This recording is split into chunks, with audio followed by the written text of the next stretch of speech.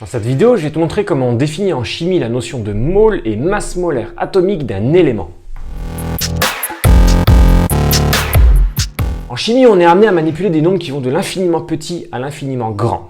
Alors si je te prends un exemple de l'atome d'uranium, qui est un des atomes parmi les plus lourds, on remarque que sa masse est seulement de 4 fois 10 puissance moins 25 kg, ce qui est très petit.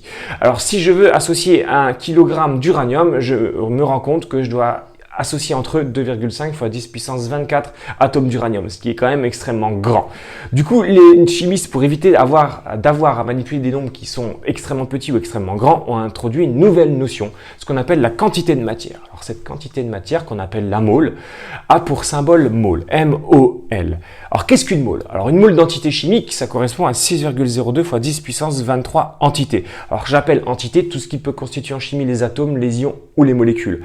Alors pourquoi ce nombre? Simplement parce que c'est un chimiste, Avogadro, qui l'a défini et qui nous permet d'avoir à manipuler des nombres qui sont beaucoup plus réalistes, beaucoup plus mesurables à l'échelle humaine, macroscopique.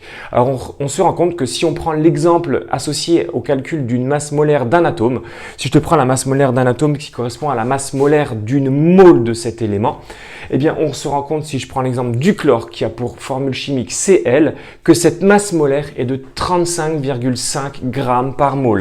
Alors je le note sur le tableau, 35,5 grammes pour une mole. Ceci correspond au fait que une mole de chlore, donc 6,02 fois 10 puissance 23 atomes de chlore, pèse 35,5 grammes. On voit que ce nombre est beaucoup plus facilement manipulable, notamment pour des calculs en chimie.